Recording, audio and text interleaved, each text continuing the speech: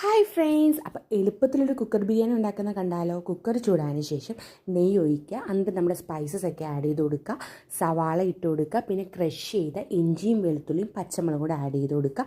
നല്ലോണം ഒന്ന് വഴറ്റിയെടുക്കണം കേട്ടോ. ആവശ്യത്തിനുള്ള ഉപ്പും കൂടെ ആഡ് ചെയ്ത് നല്ലോണം ഒന്ന് വഴറ്റിയെടുക്കുക. പിന്നെ തക്കാളിയും രമ്പ ഇലയും സർവ്വസുഗന്ധിയുടെ ഇലയും കൂടെ ആഡ് ചെയ്ത് കൊടുക്കുക. നമ്മൾ പൊടികളും ഒക്കെ ആഡ് ചെയ്തിട്ടുണ്ടായി കേട്ടോ. പൊടികളുടെയൊക്കെ വീഡിയോ നമുക്ക് എടുക്കാനായിട്ട് പറ്റിയില്ല. നമ്മൾ ആഡ് ചെയ്ത പൊടിയെന്ന് വെച്ചാൽ കുറച്ച് മുളക് പൊടിയും മല്ലിപ്പൊടിയും മസാലപ്പൊടിയും ചിക്കൻ മസാലപ്പൊടിയും കൂടെയാണ് ആഡ് ചെയ്ത് കൊടുത്തത്. പിന്നെ ഒരു ചിക്കൻ സ്റ്റോക്കും കൂടി ഇട്ടിട്ടുണ്ട് കേട്ടോ. ചിക്കൻ സ്റ്റോക്ക് ഇടുമ്പോൾ നമ്മൾ ആദ്യം ഉപ്പിട്ടപ്പോൾ കുറച്ച് ആഡ് ചെയ്യാവുള്ളൂ കേട്ടോ. ചിക്കൻ സ്റ്റോക്കിൽ ഓൾറെഡി ഉപ്പുള്ളതുകൊണ്ട് ഉപ്പ് കൂടാനുള്ള ചാൻസ് ഉണ്ട്. അതെല്ലാം കൂടി ഇട്ട് നല്ലോണം ഒന്ന് മിക്സ് ചെയ്തതിന് ശേഷം കഴുകി വെച്ചിട്ട് ചിക്കനും കൂടെ ആഡ് ചെയ്ത് നല്ലോണം മിക്സ് ചെയ്തെടുക്കുക. അത് കുറച്ച് വെള്ളം കൂടെ വെച്ച് നല്ലോണം മിക്സ് ചെയ്തതിന് ശേഷം പിന്നെ നമുക്ക് എന്തുമാത്രം അരിയാണോ എടുക്കുന്നത് അത് വേവാനുള്ള വെള്ളവും കൂടെ ആഡ് ചെയ്ത് കൊടുക്കുക കേട്ടോ.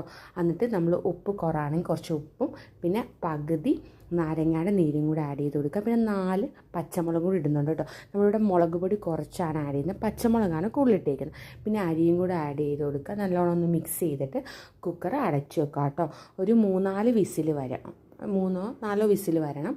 വെന്തതിന് ശേഷം എടുക്കുക. നല്ല അടിപൊളി ആർക്കും ഉണ്ടാക്കാൻ പറ്റിയിട്ടുള്ള ചിക്കൻ ബിരിയാണിയാണ്. അപ്പോൾ എല്ലാവരും ട്രൈ ചെയ്ത് നോക്കുക.